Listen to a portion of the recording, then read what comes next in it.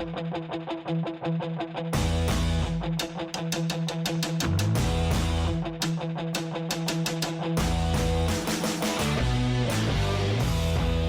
guys, I appreciate you taking the time to have me on, and looking forward to this. We last caught up. I think it was like almost 2 years ago when we were Really? just getting started. I think it's like a year and a half to 2 years ago. I got to go Right. back and look at the email thread, but it's been a long time, and obviously I've appreciated getting the chance to work with you guys, and we've grown a ton, lots of new things since then, and yes, we have made some adjustments, and on the pricing side as we learn a little bit more and Of course. try to build towards we want to be around a long time, ultimately Yeah.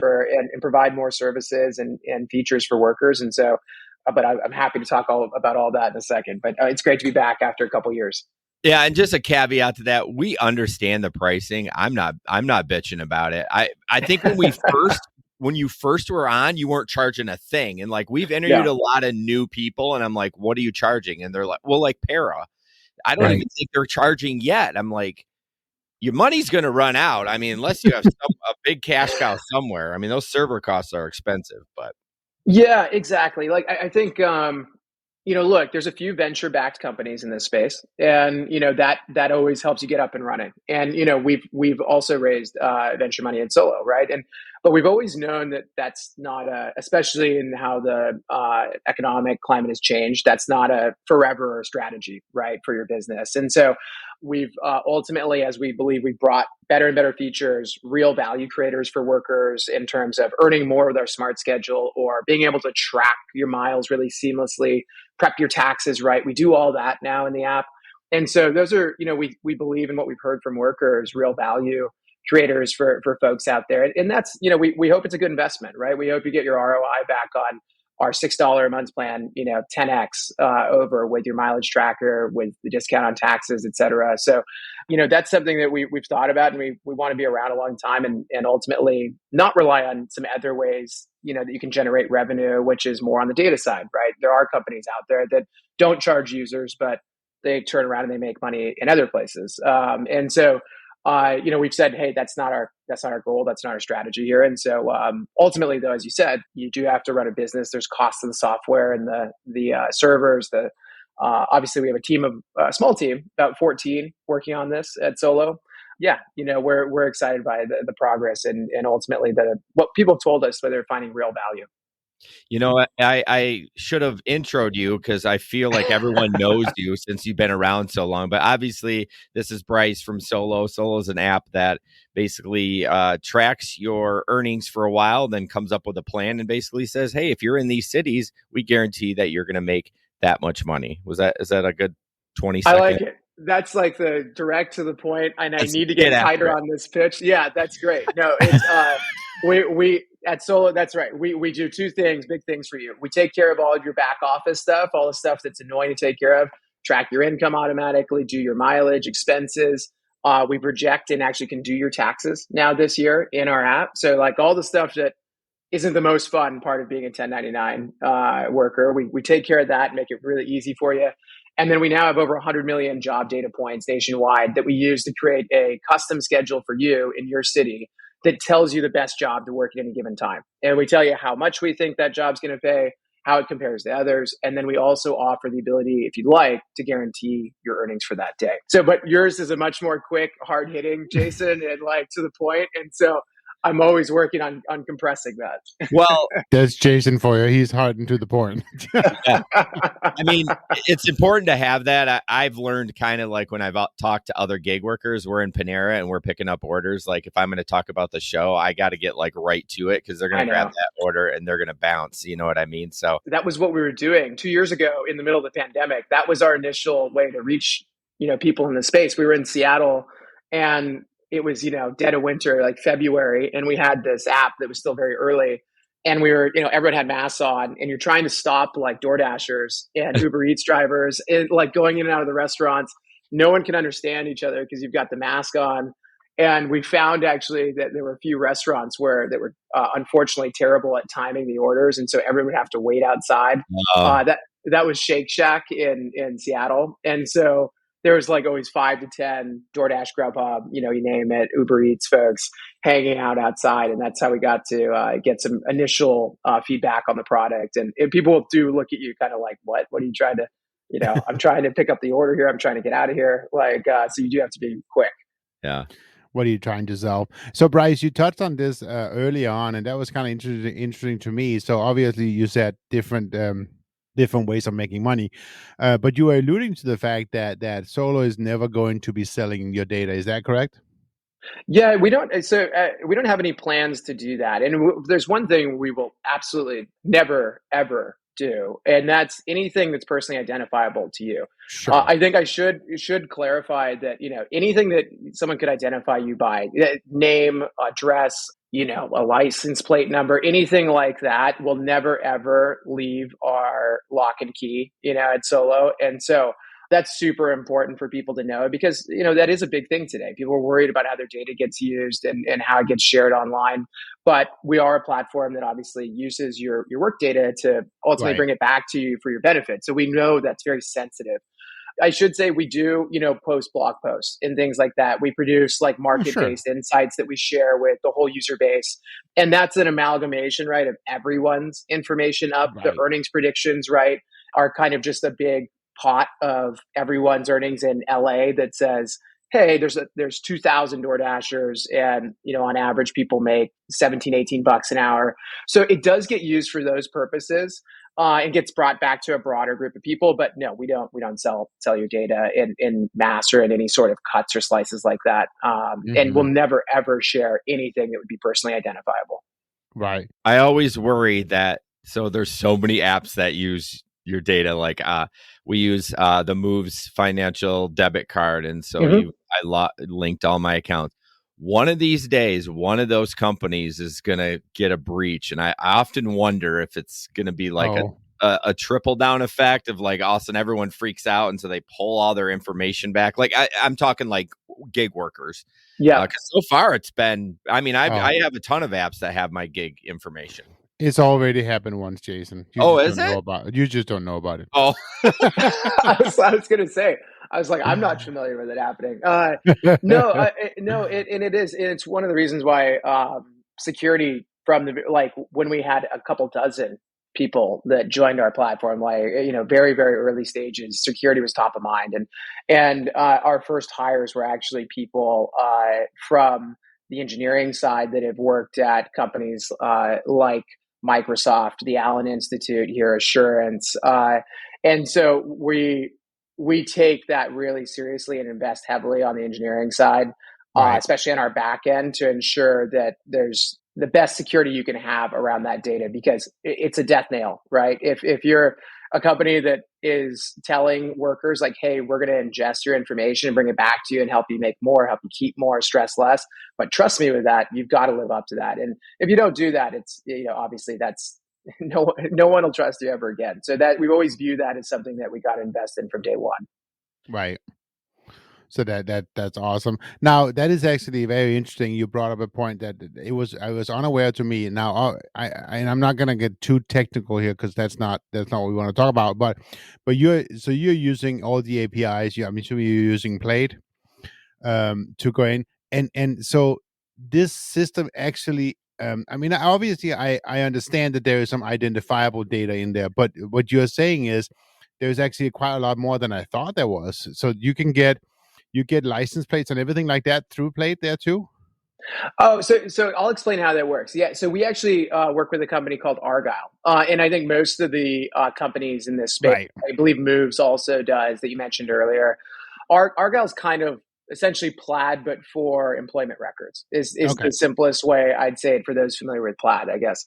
And so what you do when you sign up with us, you come in, you link your work accounts if you're with Roadie and Instacart and DoorDash. You use your login credentials. We don't actually store your login credentials. Correct. We work with Argyle. It's passed through their system. They're a third-party data transfer agent, and they have a ton of extremely secure protocols on their side as well. And then that's actually the system that we work with. So a third party that just focuses on this, that we pull the information over for.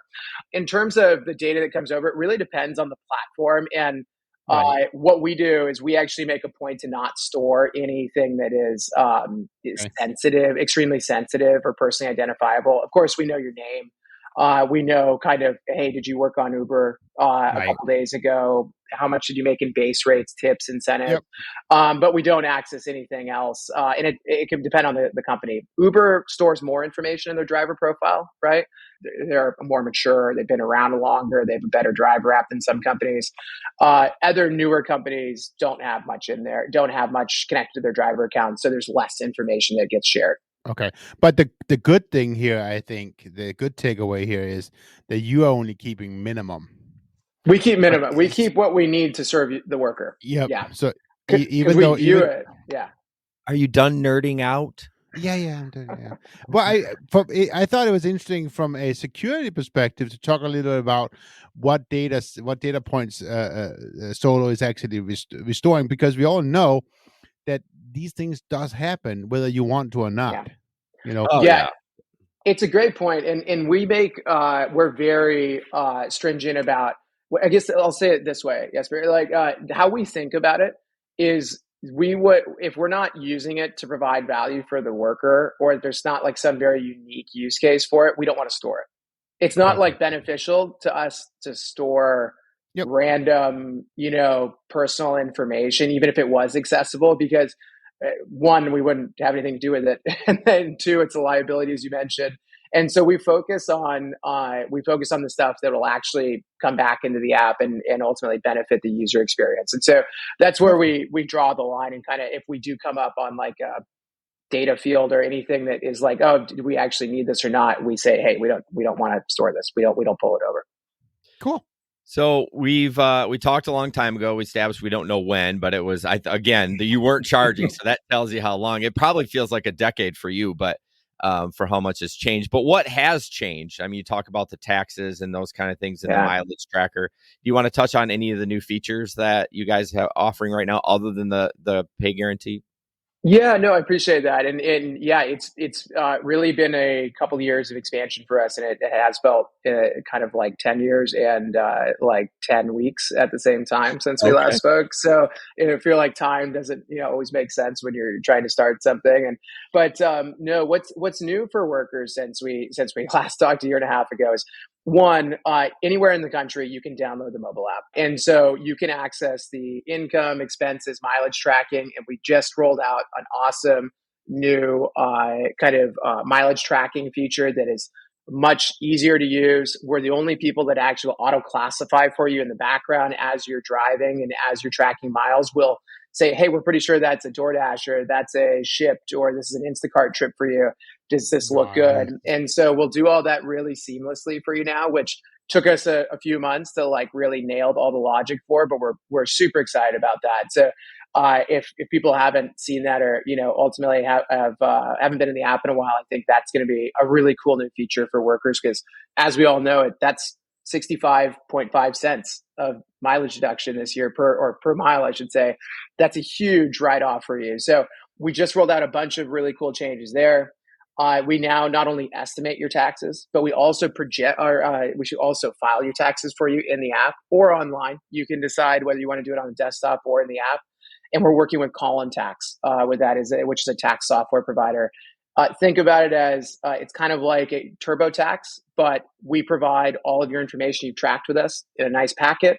We don't upsell you. We don't. It's a flat fee, and so unlike TurboTax, you might get to the end and they might tell you suddenly, like, "Hey, it looks like you're filing with a state tax filing this year. We're going to need you to pony up an additional $40 for that." We don't do that. It's federal and state, all included. Super simple, and so we have a big support team ready to answer questions specifically for 1099 workers, which I know it can be confusing sometimes when you're making the move from W-2 to 1099 in your tax filing. But beyond that, we've now offered the Smart Schedule and Pay Guarantee in 31 cities, and we're marching to every major city in the country pretty soon. So I think last time we spoke, we might have only been in Seattle, and which is where we're based out of. And so since now, pretty much throughout the South, so Florida, Texas, North Carolina, Midwest as well, Detroit, Chicago, Indianapolis, and then we just launched out west in Las Vegas, Salt Lake City, Denver. Phoenix, and so we've now really expanded to just about everywhere besides California and the Northeast. But those areas are coming soon. So that's going to be the last few metros that we're going to expand to with the Smart Schedule and Pay Guarantee program in the next, we'll call it a couple months here. You forgot Grand Rapids. Grand Rapids is so. Hey, I will say it's really interesting actually because we did all of our expansion early on. You know, you would think we'd go to LA, right, or you'd go to New York or something like that. And actually, what we found is that workers in maybe slightly smaller cities like Oklahoma City, for example, or Raleigh, that's another one that we're in.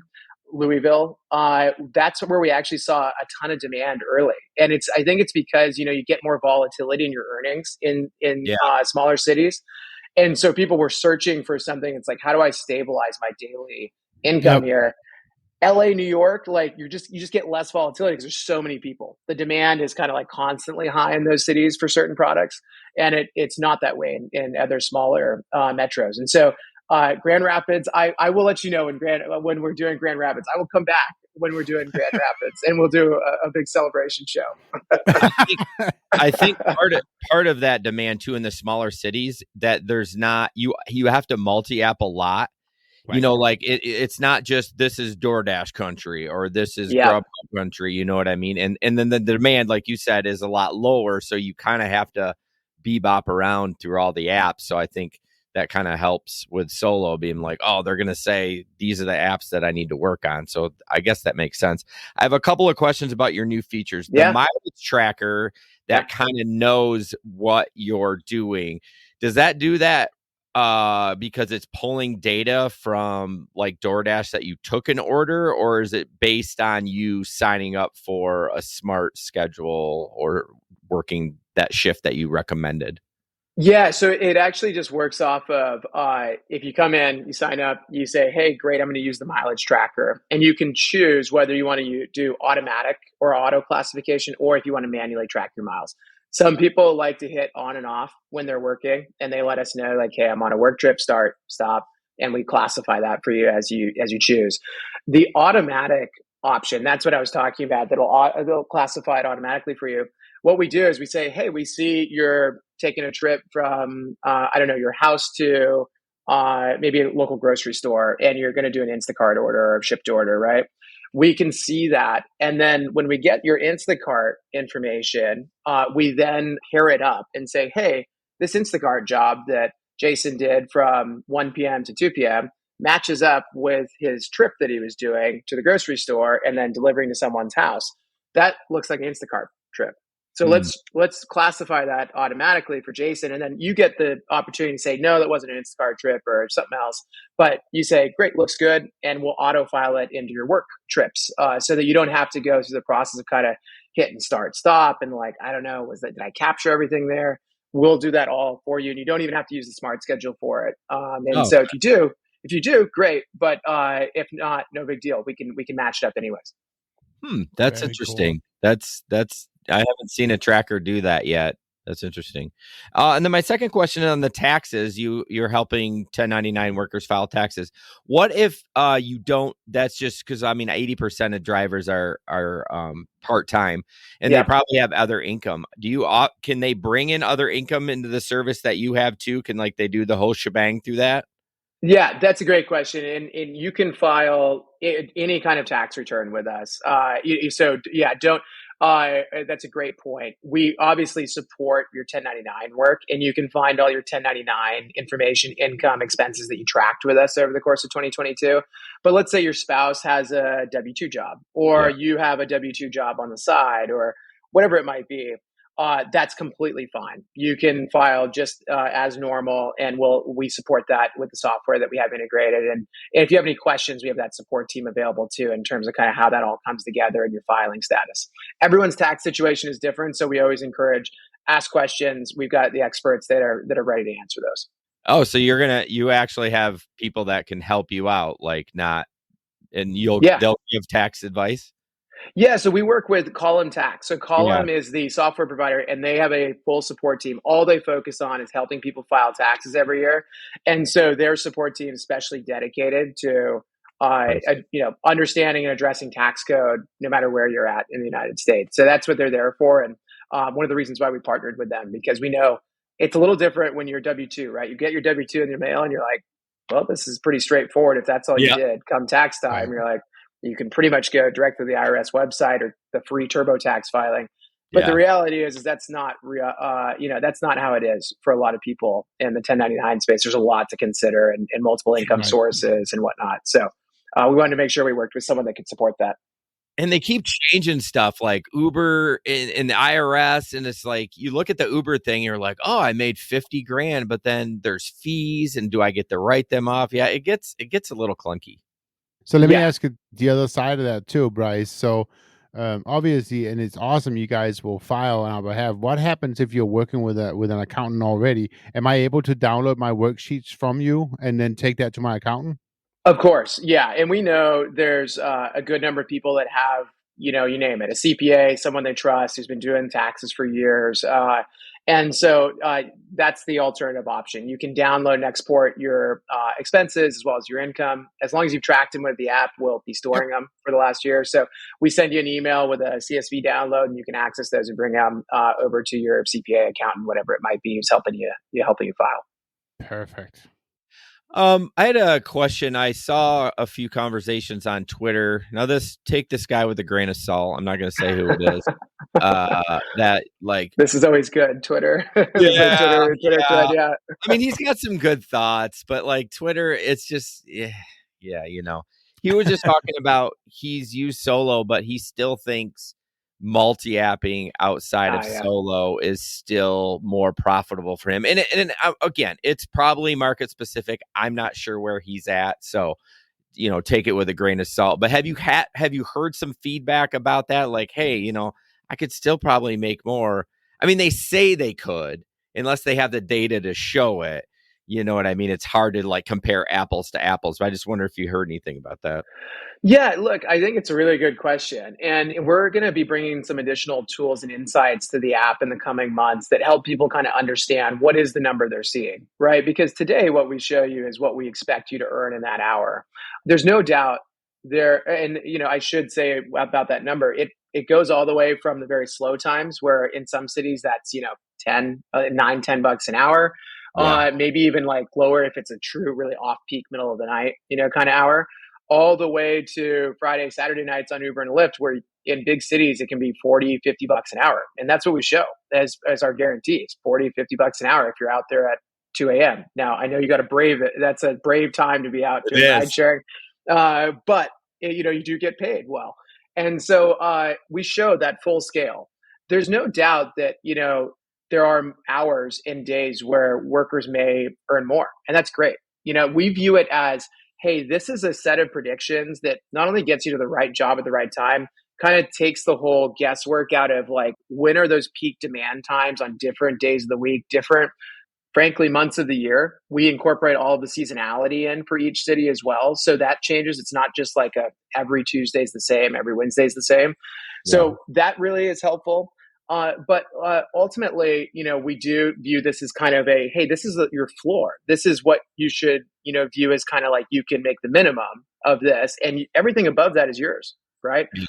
And so when you go in and you actually guarantee your pay with us, that's how we think about it. Is like, hey, we're helping you set the floor, take the guesswork out of it. You're gonna make this. If you go out and do these jobs, you don't have to worry about it. And if you make more, it's all yours, right? And so that's how we've built the product and the platform. And I know some people are like, well, hey, I can blow this out of the water. And it's like, that's great, but we're here for when that doesn't happen. And the reality is I've talked through the last 10 years of being in the gig economy, talked to a lot of workers. They're like, hey, my goal is to go do $200 a day or $250. But when you ask how long are you going to be working, they're like, until I make it. Until I make that $250 or until I make $200. And that was what we're trying to solve. We're like, you shouldn't have to do that. You should know when you're going to work and what you're going to make. And if you get more, that's awesome. But like, we can kind of take that whole guesswork about the time aspect out of it. I mean, absolutely. I was just driving last weekend, and if I would have just driven Friday to Saturday, my average would have been higher than if I also drove Sunday. But I did it because I had a goal to make. Yep. No. No, I get it. One other question that as you were talking about that. So when they're doing a 2-hour block for y'all on the guarantee, they can't multi-app, right? They have to, like, you can see if they multi-app, I'm assuming, right? Yeah, so we can, and so this is a great question, and this is where we're getting into like I feel like expert level, in terms of like how we do this, right? Because I completely, we are not against multi-apping. We're not trying to Yeah. tell people not to multi-app by any means. Like it certainly can be the superior strategy, depending on the hour of the day and the city you're in and everything else. What we're going to do is we're going to look at ways we can ultimately support that. It gets a little bit tough to show you competing multi-apps Right. guarantees for the For same sure. hour, Yeah. And so you'd kind of have to be like, well, I'm going to multi-app Uber and Lyft. So we'd have to blend the Uber and Lyft earnings for the hour depending on how many trips you took from either. So it becomes very confusing, right? To kind of like present that to workers in a way that would make sense.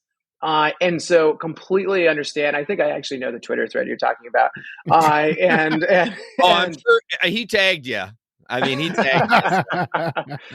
no, it's a great question though, because like I hear it. We've heard it before, and we definitely are not against the multi-apping piece. I think we need to figure out kind of how we can actually bring multiple jobs, potential earnings to workers in a way that would make sense, so you can actually even run the program that way. Yeah, I think about it like during the day right now when I'm working, it's sketch at times, and I'm like, oh, that guarantee would be nice. But honestly, I'll throw like Instacart and Walmart on if I'm doing DoorDash, right? And once in a while, a great one pops up, and then I'd be like, oh, I want to take that because it would, it'd be $30 or $40 more than what I was going to make on DoorDash in that hour. And so I want the opportunity to do that. But if I was on, I mean, I guess you just give up the guarantee, right? If you decide to go do that order, then you're not guaranteed that money anymore. You just kind of violated that 2-hour contract or whatever. Yeah, and we do it hour by hour, right? So if you're like, look, I Oh, got a great deal over here, like, go take it, right? Like right. in our mind.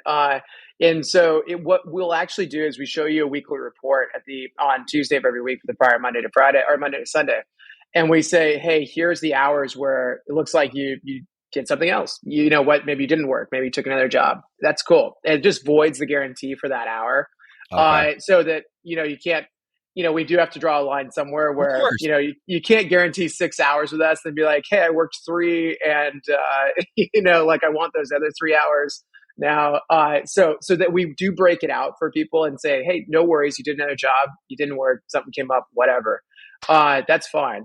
But for the 3 hours that you guaranteed with us, great. Here's what you guaranteed and here's what you made. So we break it out by the hour and we show workers kind of that breakdown each week.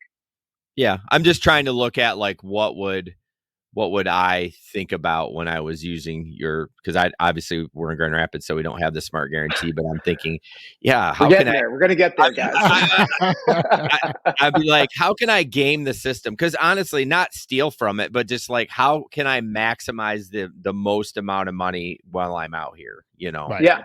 I just had a small story the other day. I'm so like not old school. I'm just fussy. I don't want to leave my little city, but it's been dead for DoorDash. And DoorDash, as you know, separates the regions. And a region where Jesper lives is red all the time. And I wouldn't drive the 9 miles because, again, I don't want a deadhead 9 miles. I drive an SUV that gets 15 miles to the gallon. Like I'm upgrading at the end of the year, but Maybe. it's paid. Maybe. There's no note on it, but my point is like, I want to make as much as I can. And I don't want like, I turn my car off everywhere I go and everything. So I'm just always looking at it as, okay, I have this opportunity to make money. How can I make more money and still make the money that I was guaranteed? So that's all. I'm not trying to like give people ideas to cheat the system. I'm trying to see how, can I break it? It's great feedback. And I think you hit on another one that's really important, which is and you hear it a lot from people who've been doing this a while, which is you think about your net earnings, right? Like think about not only how do you optimize your schedule and your time for when you're going to work, which is what we're helping with, but then also how do you keep your costs low? Because, it's great that you get to write off the cost of your car, right, and the mileage, but there is a true underlying expense. There's a reason you're getting to write that off, right? And so, we are looking at some things we can do to provide people a better idea of their net income as well in the coming months. And so you get an idea of kind of based on what kind of car you have, how far you've driven, how much deadheading time you have. It becomes really, really important because especially when you get the red hot zones on DoorDash or Uber has the surge maps or whatever, and they draw you into certain areas and you end up kind of sitting there for a while and not realizing there wasn't that much demand in the first place. That's always super frustrating. And we've definitely heard that a ton. Yeah, well, I lucked out that day because I got a Walmart delivery up to Walker by your place, and I took it. I didn't want to. It was okay. I mean, it's slow right now, and then the area was red, and I ended up dashing for like 3 hours up there. I'm like, all right, I'm glad I came up here because it was busy. But man, you just never know. And until there are so many drivers. Jesper and I talked about it last night. Like this is not rocket science, but you do need a little bit of skill. Like all these people taking the $2.50 orders, and I'm just like, my gosh, you're just driving in circles for pennies. Like I just don't understand it. But anyway, I think for me, what Solo does is it answers the number one asked question anywhere. It is, where do I need to be? Yeah. To make the most money and when. Right. Yep. Right. That's a great way to describe it. That's what we're trying to solve. Like, I mean, yes, but to your point, like we've talked with hundreds of workers, and we were a couple of years ago out at the airport lot here in Seattle, down at SeaTac, and it was like you hear people say like, "Hey, we should figure out insurance, for this the gig economy. We should figure out banking or whatever." People are most worried about exactly what you just said. That was the number one thing that came up. It's like, I want to know what job I should be working, when and where. Like, and if you can answer that for me, that's a huge plus, right? That's what people are looking for.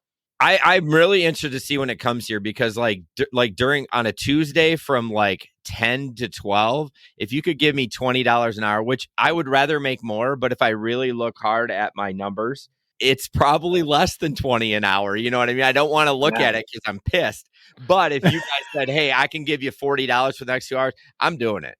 I'm doing it. You know what I mean? And if I get a great order at Walmart, then okay, I'm not doing it. I'm going to do the Walmart. Yeah. I laugh because I only drive weekends and I only take passengers, and my average is always over 35. Yeah, it's so like 35 to 40. I don't drive for less because I just don't want to. But I get it. I know that's part of it if you are doing, and I guess taking it back to why it's so important to have your app too. Yeah. It's like for people who are doing this full time, we just heard a TikTok the other day explaining gig economy not as a job. That's bull, right? It is a job. People treat this as a job. You should. And for people to maximize on their job, that data is valuable. Right? Yeah, absolutely. I completely agree with you. And I think one of the biggest, and I hate those, frankly, those social media comments. We get them on our, our ads, and we work with other influencers in the space, and people say, oh, well, this isn't a real job, blah, blah, blah. Come to the contrast. I mean, we know people who have made over $100,000 in a year doing this work. That sounds like a real job to me. And so, the thing is, I think that most people don't realize is that, it's not just a job. You're really like your own business. That's how the government thinks of you tax wise. It's like you're a small business. And so we always tell people, yes, but to your point, like not only is it a real job, but like you should be kind of diversifying your income sources, like add more platforms, because you don't have to work them. But if they have great opportunities for you, hey, maybe you dabble in that from time to time, right? We always suggest, obviously, like tracking your expenses miles, because government's going to say, hey, what's your gross income minus your expenses every year? And you want as many expenses that you can write off to lower your income so you pay less on your taxes. And so we always try to, recommend those things to people, because not only I think is this a real job, and it's, millions and millions of people are doing this every single year. But it's one that you can take advantage of and really, think about yourself as controlling your own time and running your own small business. And I think the big thing here is the gig economy as a term is never going to go away. Yeah.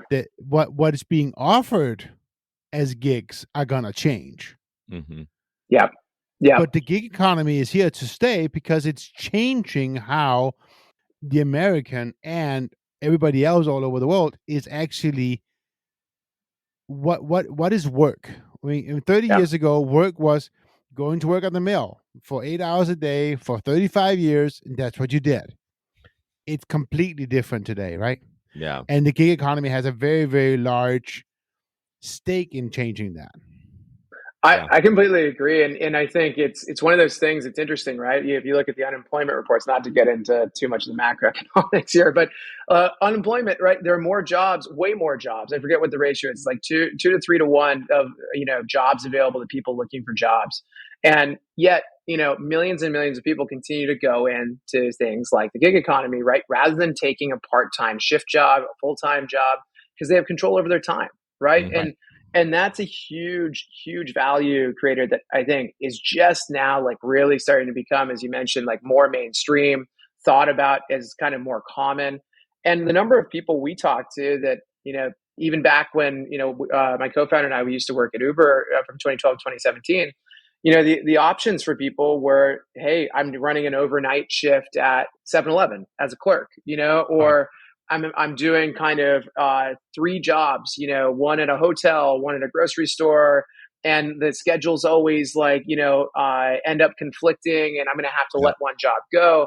It's like those are nightmare scenarios. So it's like people not only are able to control their own time, but they're making more than those jobs in Right. this Oh in this yeah. economy, and so yeah, it's really interesting to see how it's evolving. And I think a lot of people, to your point, don't follow the reality that that's what's happening, and this is why people are choosing this line of work. There's actually a new gig economy company here out of Michigan Mm. that is changing the scene for temp workers. So they created a gig economy platform, but for the jobs that are normally for temps, right? Oh, So interesting. like you're still gonna go to a company and have a 4 to 6 to 8 hour shift, but you may go to different companies every day because you go into your app and you choose which one you want. Yeah, Yeah. It's more just the choice. I mean, it is more leaning towards a W-2, but it's just you getting the choice to pick the company you want to work to for whatever the hourly rate is. You know what I mean? You're not hired at the same place every day, right? You say Correct. one day one day I want to be I want to go be a server at Applebee's one day. Well, the next day now I want to go pack shoes at somewhere else. Yeah. I'm not doing the same job every day, but it's all based on a gig economy. So it's like a mix of everything, and it's kind of taking it to the next level. yeah. No, it's super interesting because you see some of those companies. I don't know if you guys are familiar with like the Wanolos of the world, Instaworks, and whatnot. That This kind is of it called sounds labor. okay. Labor, yeah, similar, like kind of a little bit more fixed, Yep. location. It sounds like hey, there's Yeah. a fixed location for the job. There's like a set of tasks or whatever it might be. But another great option. I mean, right? Like especially if you're open to that kind of work. I think this more and more this is going to become more common, for people to choose, and it's going to actually put, I think, full time employers or part time. I think probably starts with part time employers who were always kind of pulling one over on workers, saying, "Hey, we're going to keep you right at 18, 19 hours. We're not going to get you the full 20 plus hours so you qualify for some healthcare and whatnot." Those are going to be the people, they're the companies that are in real trouble, I think, with some of the recent shifts in the labor movement. And so it's really interesting to see how people are adapting to try to serve it, and that's really our goal, right? Is we think this is very much a real job. We think you can run it like a business. You can run it super smart and efficiently, and we're trying to create the services, the tools, and the data so that you can act in your best interest, just like the companies do, right? Like we're bringing a lot of the same tools and data that the companies have, and it's just leveling the playing field a little bit more. So as we wrap up here, anything on the horizon you want to tease out a little bit before we end, like something Grand Rapids? I will say I'm coming back for the Grand Rapids. Maybe we'll have to come out and do a live show in Grand Rapids Yes. just for this. But no, I think in the future, coming down the pike here, I think, like we said, we rolled out tax. We rolled out the new trips feature for folks, which we're really excited about. We're going to bring the smart schedule and pay guarantee to rest of the major cities across the country. Whether you're in New York, LA, San Francisco, we're going to end up there. We're going to be there soon. And so we're really excited about that. We're going to bring some additional insights for people so that we can address some of those pay guarantee questions and issues around like, hey, is this the minimum I'm going to make? Is this the max? How does that work? Multi-apping. We're also going to bring some of those net income and kind of really, truly how much am I taking home insights. And so that coupled with some, we're thinking about the whole experience of the worker too in the next couple of quarters, where maybe we can partner up with some folks that can bring some really interesting value creating services for workers as well. As you mentioned, there's more and more people, more and more companies coming into the space that do things that we don't do. And we think there's some really interesting stuff out there that could help people out. So we're excited about all those things. And I really appreciate you guys giving us the opportunity to come back after a year and a half. We didn't cross you, a year and a half ago. And, really enjoy always chatting with you guys. It's always a lot of fun. Perfect. Well, stay on the line real quick while I end it. But thank you, Bryce. And if you guys go to it's worksolo.com, right? Worksolo.com. You can also find us in either app store. Lots more information there on everything we talked about today. All right. Thanks a lot. Thanks. This podcast is produced and edited by Hey Guys Media Group. Want to start a podcast? Check out heyguysmediagroup.com.